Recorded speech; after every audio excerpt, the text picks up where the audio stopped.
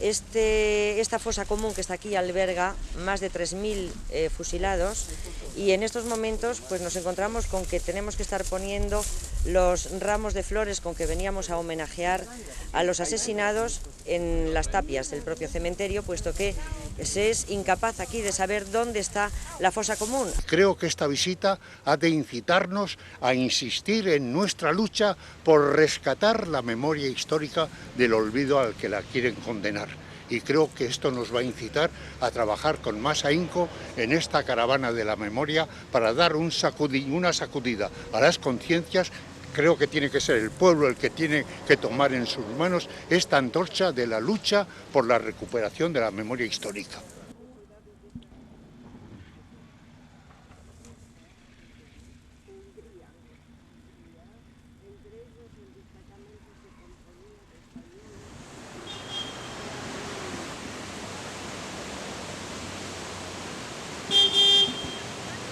La Caravana de la Memoria es un autobús que sale desde Madrid con 40 personas procedentes de Chile, de Cuba, Estados Unidos, Italia, Francia, etcétera, Yugoslavia, y que vamos a recorrer todas las comunidades autónomas hasta Cataluña. Es un viaje en un autobús que dura un mes entero, y cada una de las comunidades acoge y hace de anfitriona de estas personas que vamos con un lema que es preservar la memoria del olvido, rescatar la memoria del olvido. Nuestro encuentro será para retroceder 61 años, partiendo de cero, y apuntará también para que tras él se muestre la huella seguida, arrogándonos el derecho de reclamarle a la historia el lugar que nos pertenece y dejar claro que hechos como aquellos no deben volver a ocurrir porque erosionan el derecho a la felicidad y contaminan el alma con las esquirlas que dejan las penas y los sufrimientos. Bienvenidos. Ustedes defendieron una causa con todas sus fuerzas y en coherencia con lo que pensaban, y que eso pues es muy legítimo y muy razonable que se haga. Alguien dijo que los pueblos que olvidan su historia están condenados a repetirla. Nosotros no queremos que se olvide la historia, porque consideramos que la memoria histórica es un bien que hay que colocar en una sociedad democrática a la cabeza de muchas cosas, en un lugar puntero e incluso emblemático. Señor presidente.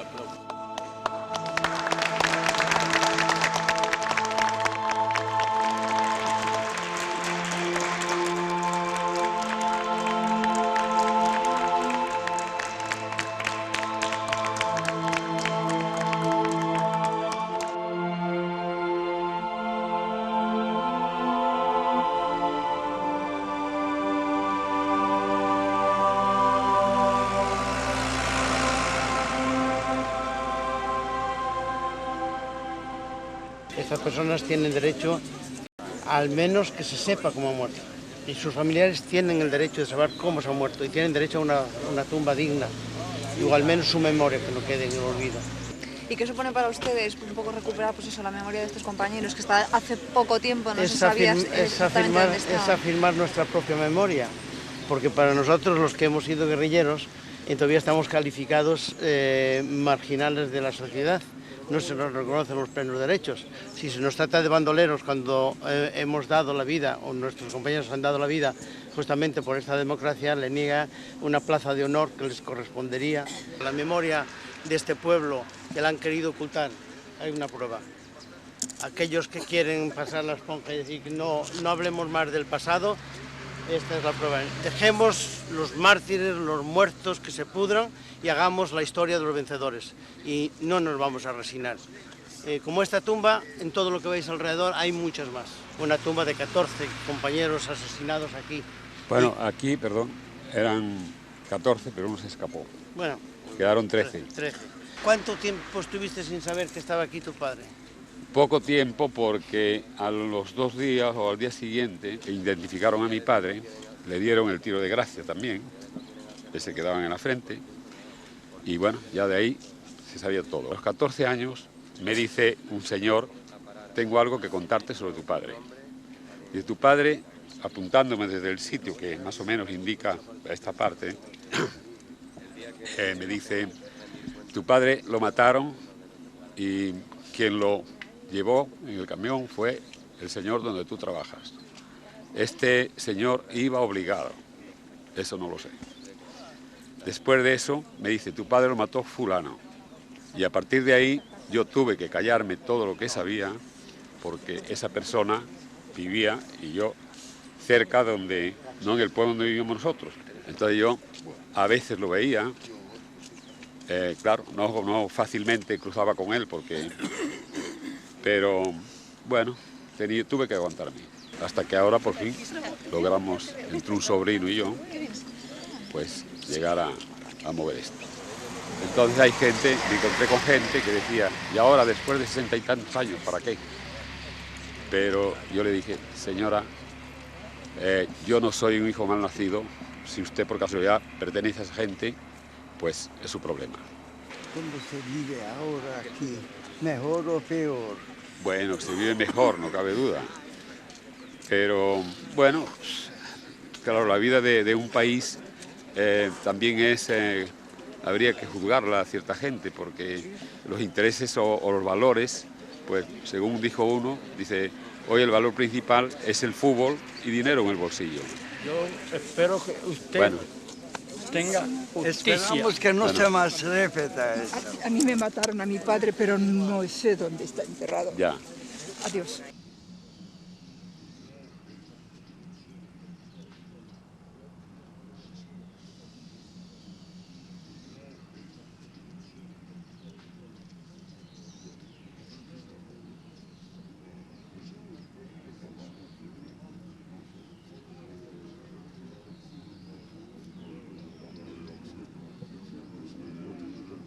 Qué pena, hombre, que haya habido tanta intolerancia y que no nos hayamos puesto de acuerdo. Si hay algo estúpido que inventó el hombre fue la guerra. Es increíble cómo sufrió nuestra España todos estos años del régimen de Franco. Caramba, qué caro lo pasasteis, todos los que estuvisteis aquí, los que sufristeis el periodo de la posguerra y los que salimos al exilio. Yo considero casi que aquellos que se quedaron en España fueron más duros que nosotros. ¿Por qué? Porque nosotros más o menos sabías que al día siguiente no venían a buscarte en tu casa para pasar al paredón. Empecé a trabajar por 2 pesetas a cargar piedra a la línea de ferrocarril, como también castigos, ¿no? Tenía que llevar un salvaconducto del ayuntamiento firmado por el alcalde, el jefe Palanque y el cura. Estaban asustados, venían guardia civil, podía gritar, pegarle físicamente a cualquier paisano, que no podían ni hacer una huelga, no tenían derecho. Los que habíamos perdido la guerra éramos prisioneros ya no del sistema. Cuando llegué a Toledo, hacía una semana que estaba más o menos allí, cuando mis tíos me llevaron a ver una zarzuela. Pues al salir, habían allí 3 hombres que esperaban, hombres con gabardinas, que después supe que eran la BPS, la Brigada Político-Social, y me estuvieron interrogando, y qué venía a hacer a España, y dónde estaba mi padre, y por qué me inscribía en ese instituto, y cuáles eran mis relaciones en España. Bueno, y toda la noche empujándome de uno a otro, y cosas que, desde luego, solo después hicieron que tuviese mucho miedo. Después es cuando sentí miedo, cuando al fin pude salir otra vez a la calle. Me quitaron los papeles que traía de Francia. Llegar a España y ser marginada en mi propio país, pues fue de alguna manera, después del exilio exterior, vivir un exilio interior, puesto que mi propia tierra pues me rechazaban como española, y sin embargo yo era española, pero era española roja, y eso cambiaba el concepto de la gente y del comportamiento de la sociedad en esos tiempos.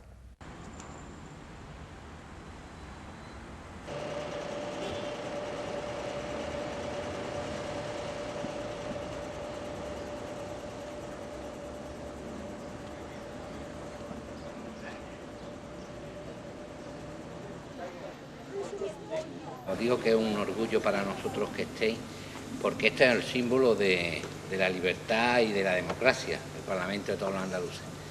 Y yo creo que, yo no lo olvido, aunque soy joven, pero yo creo que no deben de olvidarlo las generaciones ahora jóvenes, que tienen que ser conscientes que esto no siempre ha sido así, sino que ha sido fruto del sacrificio y del trabajo de gente como vosotros.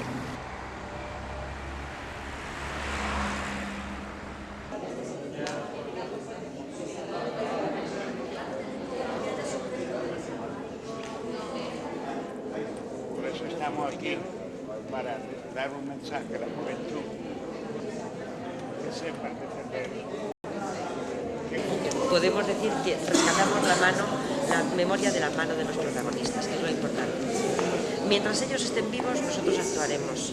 Si la sociedad deja pasar el momento histórico de tenerlos con vida para que ellos puedan hablar, nosotros indudablemente también terminaremos nuestra función.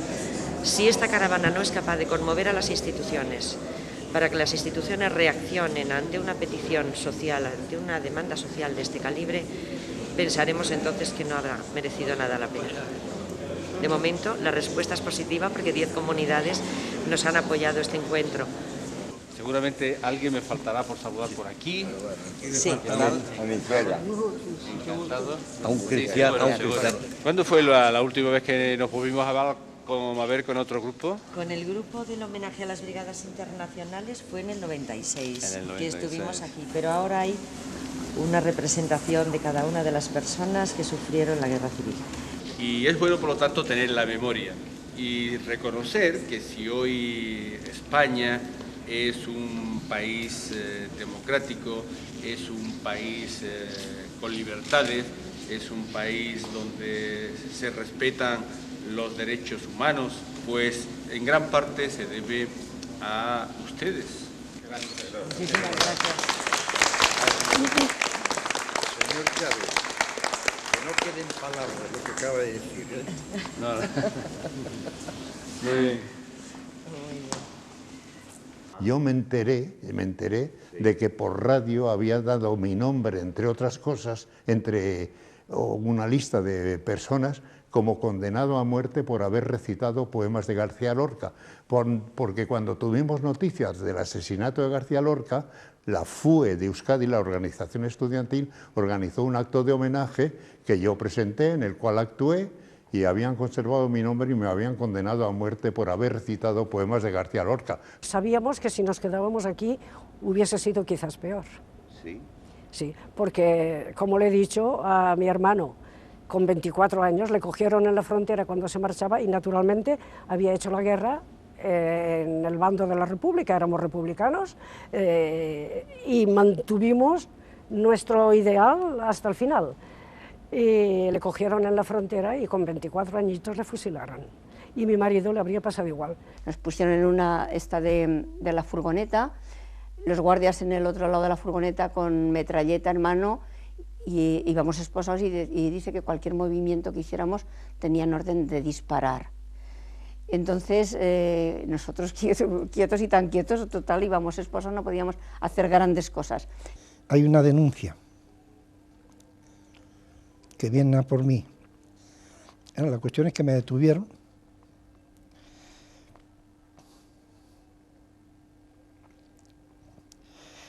y fui a un batallón disciplinario de trabajo, aunque a poco concentración. Y ahí estuve una temporada, pero yo me saltan las lágrimas recordando cuántos inocentes habrán matado. Pues yo me encontraba con una condena de años, 60 años de condena, conmutada de pena de muerte, que eso no tiene indulto, no tenía nada, con el régimen franquista. Entonces, a mí, en los primeros momentos, pues se me caía aquello encima. Entonces me hicieron 2 consejos de guerra. En el Consejo de Guerra de Valencia me pedían 20 años y un día y me quedaron 20 años y un día. Pero en el Consejo de Guerra de Burgos me pedían 10 y me quedaron 6. Yo llevaba 4 de preventiva, creía que ya estaba cumplida. pero el auditor lo elevó al Supremo porque no estaba de acuerdo con aquella condena y me vinieron 26 años. Más aparte el paso fronteras, más aparte el nombre supuesto, tenía unos 46 años y algo más. Entonces yo pensaba, yo no me iba a poder casar, ni iba a poder tener hijos. Si alguien ha oído hablar de lo que fue Gobernación, el Carlitos, porque fue el Carlitos uno de los que fue a buscarnos a Burgos, sabe, ese es uno de los que presumía de las tortas que pegaba y de los palos y las torturas que hacía. Entonces nos llevaron a Gobernación y Gobernación, yo no sé el tiempo que estuvimos, pero desde la detención hasta la entrada en la cárcel pasaríamos un mes aproximadamente de comisaría. El castigo que te podían mínimo por una falta cometida era colgarte 10 kilos de arena, 5 kilos, la falta menos grave eran 5 kilos con cuerda y trabajar todo el día con los pesos ahí. El grave ya era 10 kilos y en vez de cuerda, alambre. Entonces... Era casi una tortura. Veías aquello. El paso por Gobernación fue bastante duro. Yo cuando llegué a la cárcel ya me sentí casi feliz porque en la cárcel era cárcel, pero allí las torturas ya no eran. Allí las cosas ya eran diferentes. Entonces era otra forma de aguantar y de resistir aquello que te pudiera caer. Y nada, luego después nos llevaron al penal de Alcalá de Henares, estuve 2 años en Valencia preventiva, 1 año en Ventas tránsito para ir a Burgos, 1 año, otro año en Burgos mientras me hicieron el Consejo de Guerra, 4 total, me hicieron Consejo de Guerra después en Valencia y de allí pasé al penal de Alcalá de Henares, que estuve 11. Una vez cogieron a 2 que se escaparon y siempre cuando los cogían los metían en un cerco, hacían llamada al batallón, nos rodeaban y las ametralladoras frente a nosotros. Había orden que el que volviera a la cara de dispararle. Entonces teníamos que estar firmes mirando cómo mataban a los que se habían escapado. Mi pobre abuela nos manda al poco tiempo una carta diciendo que mi tío está en el hospital, porque no podían decir que estaba en la cárcel. Nosotros ya intuimos, y al poco tiempo a tu hermano se murió en el hospital. Lo fusilaron. Y mi pobre abuela, venían las cartas censuradas, abiertas, porque si no, no pasaban. Estaba obligada a escribir viva Franco y arriba España, si no, la carta no pasaba. Imagínate una madre que le fusilan el hijo y que para poder comunicárselo a su hermana tenga que poner, pero qué manera de hacer daño, oye, a la gente, daño moral, espiritual, físico. Y ya salí a la calle el 25 de febrero de 1967, que yo creía que estaba en plenas facultades de circulación por la calle. Y no fue así porque yo luego flotaba, no era capaz de coger un teléfono, tenía mucho, no podía coger un teléfono, no tenía soltura, yo no tenía ni relación, tenía dificultades, no tenía costumbre. Era un mundo diferente al que yo entré. Cuando yo entré a la cárcel dejé a un mundo que no era el mismo que yo me encontré cuando salí. Me parece que tenía 23 y cumplí los 24 ya en la cárcel y salí ya con los 40 casi. No tenía todavía los 40, pero estaba a punto de cumplirlos.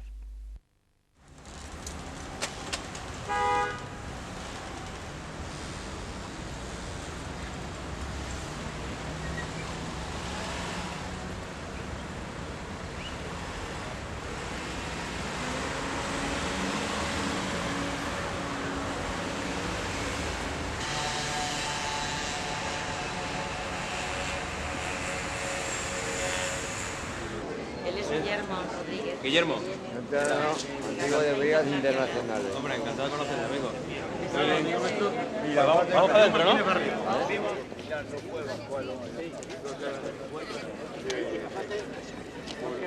Es muy difícil para nosotros decir cualquier palabra a quienes sus nombres son una página de la historia de España.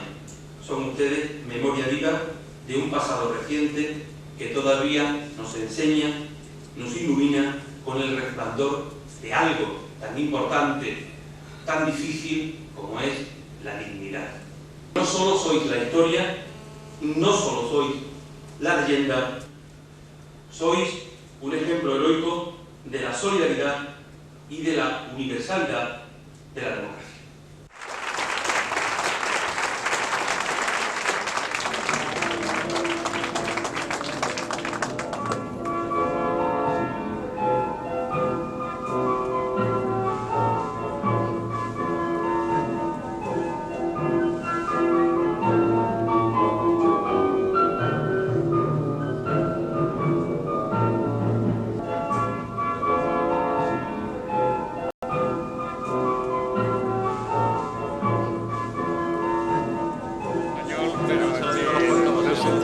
Siempre por alguna razón estamos atados a esa tierra, es a donde hemos madurado, nos hemos hecho hombres y aprendimos a pelear.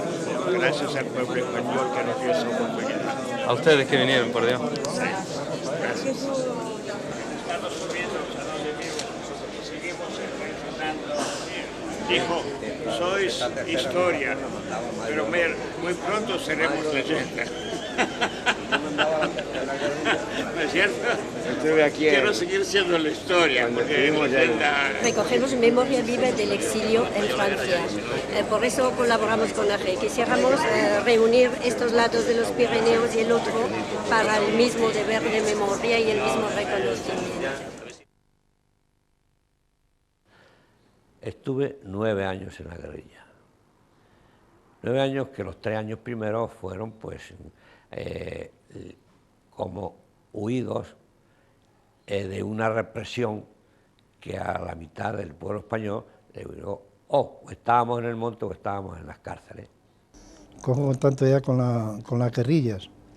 Tenía el contacto en Zaragoza con el secretario general del Partido Comunista de España, de Barcelona, y en Teruel con un tal Cirilo Amorós, que era el secretario general de la provincia de Teruel.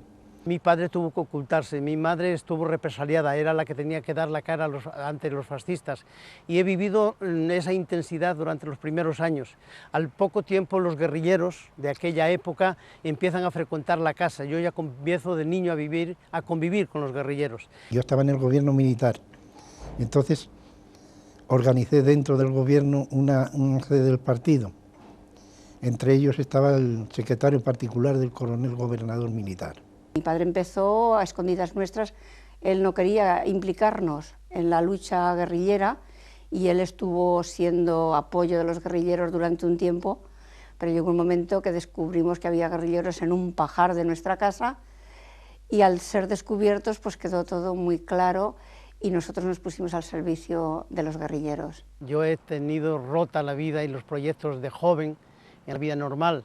Es verdad que yo venía arrastrando un trauma, el trauma de ser niño, vivir la represión, estar implicado en el movimiento guerrillero ya como enlace, haber optado ya en unas opciones políticas, que yo ya estaba muy interesado en que los mayores me diesen explicaciones de lo que era ser socialista, ser comunista, ser anarquista. Incluso los mismos partidos políticos de los pueblos, las capitales, nos aconsejaban y nos apoyaban para que creáramos un movimiento nacional guerrillero donde el objetivo fundamental era eliminar a Franco y a su dictadura.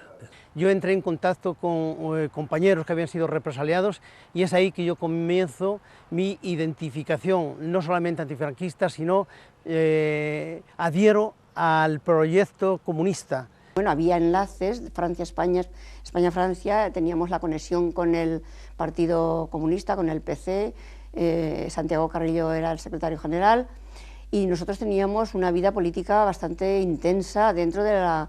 Allí el tiempo que se dedicaba a estudiar, a leer, a formación política y cultural de todo tipo. Había gente que no sabía leer ni escribir. La mayoría de los guerrilleros éramos del PC, yo me hice del PC en la guerrilla. que era los contingentes del Frente Popular en la unidad, en la defensa de la República, así de claro. Ahí estos movimientos estaban compuestos por socialistas, anarquistas, comunistas, republicanos y tal. Yo tengo que reconocer que en España quien más apoyó a la guerrilla en Monteguerrero fue el Partido Comunista de España.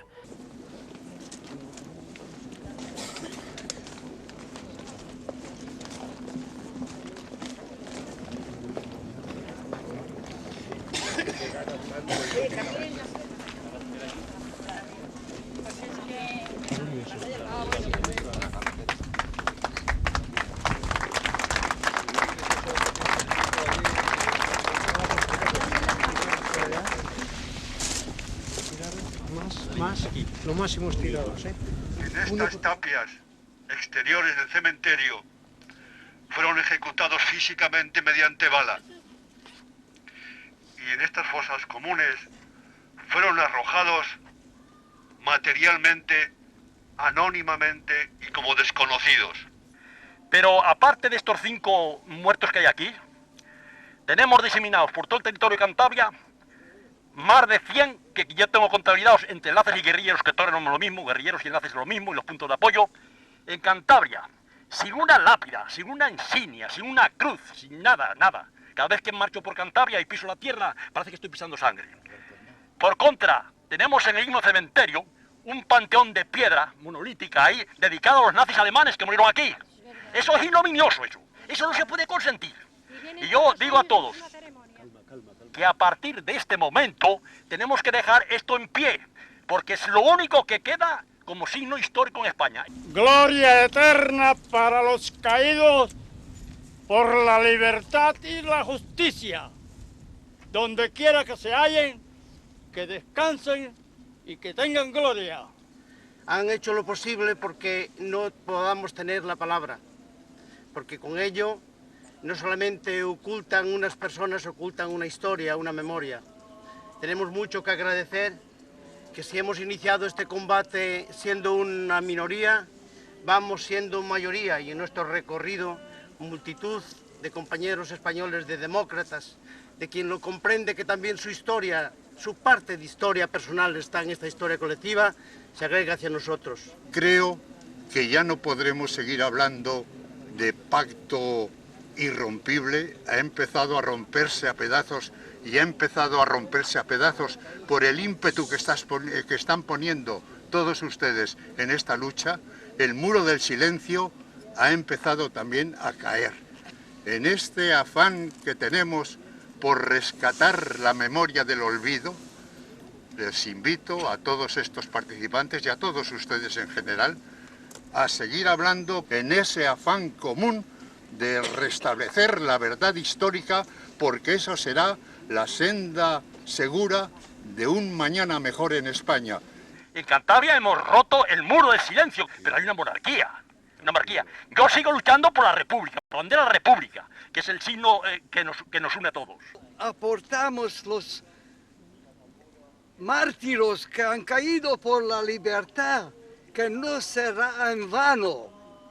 Nos obliga que vamos a luchar más adelante para liquidar la tragedia del mundo entero. Muchas gracias.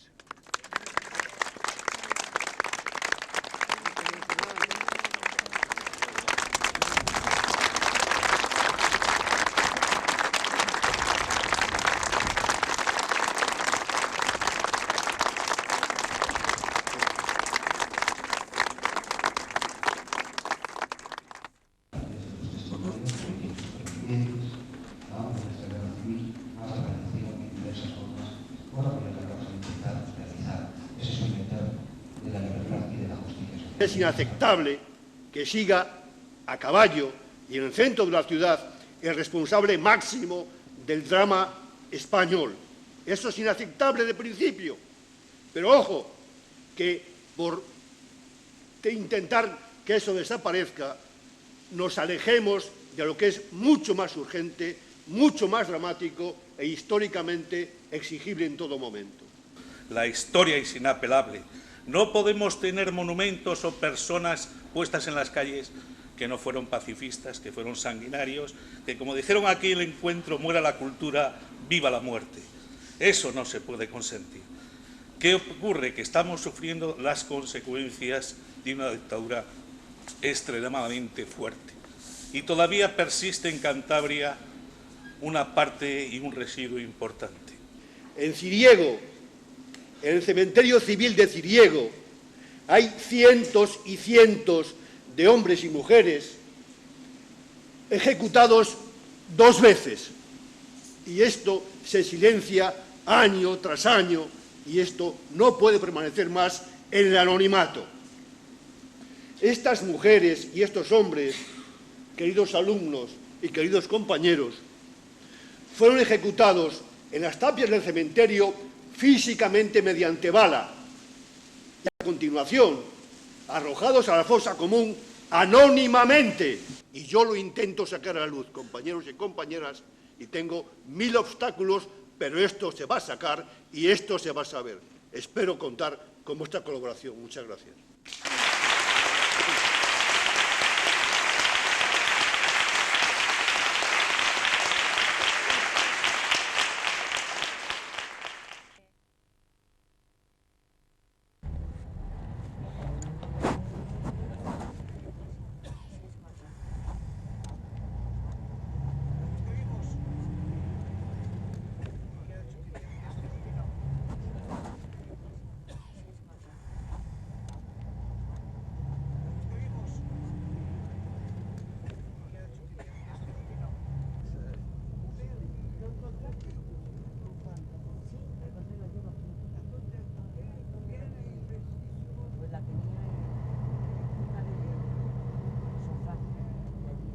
Vosotros sois la quinta esencia de la libertad más difícil, la que tiene que defenderse con las armas, cuando todos los derechos fundamentales de la persona han sido pisoteados.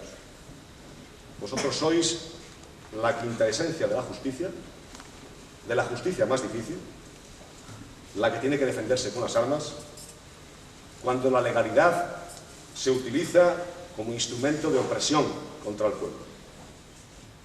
Vosotros sois el símbolo de la resistencia contra el tirano, contra la fuerza bruta al servicio del poder concebido como atentado contra la dignidad humana. Vuestro ejemplo ha sido tergiversado durante generaciones, pero ha llegado el momento de que la verdad resplandezca sobre todas las mentiras interesadas. Es bastante más difícil de lo que parece. No se puede transmitir ahora las dificultades porque es imposible, pero vamos, vivirlas es muy complicado, muy complicado. Se pasaban. Había que cruzar ríos, había que cruzar montes porque no se podía ir por carreteras, había que ir siempre a campo traviesa y en noches muy oscuras, que eran las marchas que se hacían, se estaba muy poco tiempo en los campamentos porque era dejar rastros. Yo llevaba una pistola del 7,65 con 4 tiros, porque de los 5 tiré uno a ver si... Con eso estuve luchando yo casi 6 meses, con una pistola del 7,65 y un bote de leche lleno de dinamita y una mecha y un mechero en la mano. Con eso fuimos a hacer una emboscada a la Guardia Civil para coger armas. Y quedamos dentro de la emboscada, porque claro, no teníamos armas, los otros se retiraron. Ellos tenían, conocían esto, que la guerrilla ya estaba muy bien formada, aunque no teníamos un armamento automático todo, pero teníamos ya algún naranjero, teníamos ya alguna ametralladora, teníamos algún fusil ametrallador estos rusos, en fin, teníamos algún armamento ya. En fin, era un montón de dificultades, dormías en el suelo, no había nada más que una piel de oveja donde tenías que tumbarte, sin más, con una piedra de cabecera, por ejemplo, y ya está. Lo que pasa que la solidaridad, lo que era la lucha, para mí era el mayor honor estar con los guerrilleros, poder ayudarles y sobre todo poder prestar pues, la atención que mis fuerzas permitiera. Y preparo un asalto con tiempo, un asalto al gobierno militar, para coger al gobernador, a todos los oficiales, ya de acuerdo con los que estábamos dentro, y reclamar la puesta en libertad de los presos a cambio de ellos. pero eso falló porque se ve que había algunos problemas de armas en las guerrillas. Don Camilo Alonso Vega, que era el director de la Guardia Civil de Franco, nunca dio una orden de atacar frente a la guerrilla. Porque tenía miedo, y si no miedo, el convencimiento de que de esa forma no podía terminar con la guerrilla. Pero a nosotros tampoco nos convenía eso, porque a la guerrilla no le convenía de ninguna manera tener un enfrentamiento frontal con el enemigo, con la Guardia Civil, con el ejército, como sea. ¿Qué medidas tomó el enemigo, el franquismo, por orden de su director general de la Guardia Civil? Crearon un cuerpo de la Guardia Civil, un cuerpo dentro del mismo cuerpo, que se llamaba la contrapartida. Contrapartida, sabemos lo que significa. Vestían exactamente igual que nosotros, una guerrera y un pantalón de pana, que no hacíamos, y una boina con la bandera de la República puesta en la insignia.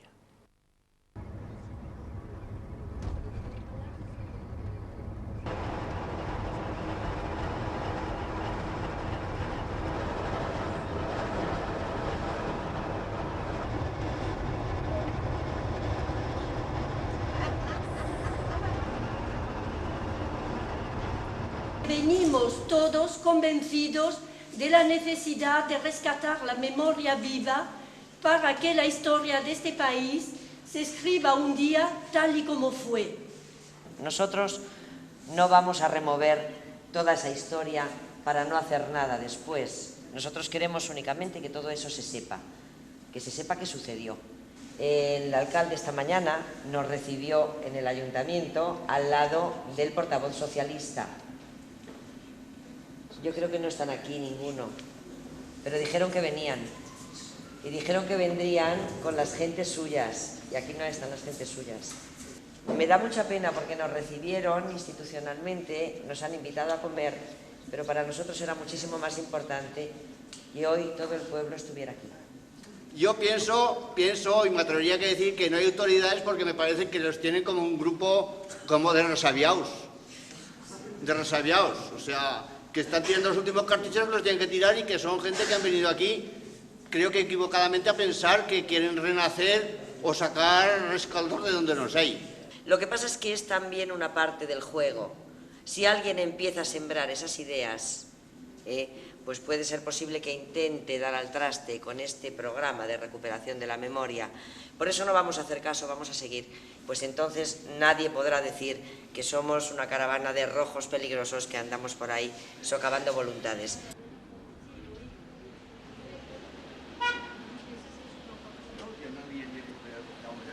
Era una etapa difícil y cruenta donde se fusilaba, donde se mataba, se aplicaba la ley de fugas. Vosotros no habéis conocido el régimen de Franco, la dictadura. Entonces habéis nacido en una democracia y esto os suena pues un poco raro. Corríamos el riesgo de ser detenidos. Al correr ese riesgo y enterarnos de que podría venir la Guardia Civil a detenernos, pues nosotros comunicamos a los guerrilleros y podíamos incorporarnos a la guerrilla porque no queríamos permitir que nos detuvieran. No somos, yo por lo menos no me siento guerrillera de vocación, sino guerrillera circunstancial porque la situación me empujó a serlo. ¿Qué tal el camino, Guillermo? Las cuestecitas siempre, hijo, son penibles. Me gusta el llano. Y mejor cuando se baja ligeramente, no fuerte, Pero si hay que subir, cuesta, Cogí el tren y fui a casa y me encuentro ya que habían detenido al jefe de la fe que yo pertenecía, que era de las guerrillas, a los de Manzanera, y les habían aplicado la ley de fugas. El guerrillero, cuando caía en manos del enemigo, desgraciadamente hay que lamentarlo, hay que decirlo, aunque sea doloroso, el guerrillero tenía muy pocas posibilidades de salvarse, muy pocas. Y en marzo, el 4 de marzo de 1950, mataron a mi padre. y en el 51 mataron a mi cuñado. Y claro, en las cárceles no los llevaban para darle allí de comer, no, los llevaban para matarlos de hambre y fusilarlos. Yo caigo en el año 47, en el mes de agosto, yo en una emboscada a la Guardia Civil, caigo herido. A consecuencia de esas heridas yo tengo 5 balas aquí, que 5 balazos son muchos balazos. Tuvimos un asalto al campamento, nos vimos envueltas, como los compañeros guerrilleros, nos vimos envueltos en una batalla por sorpresa, porque iban por los rastros que se habían hecho para ir a por el agua. La Guardia Civil iba solamente que de paseo por aquella senda y se tropezó con nosotros.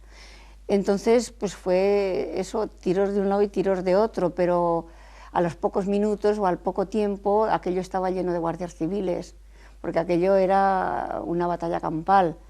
Nos pudimos salir bien, tuvimos solamente un herido leve y de ellos hubo muertos, de la Guardia Civil hubo muertos.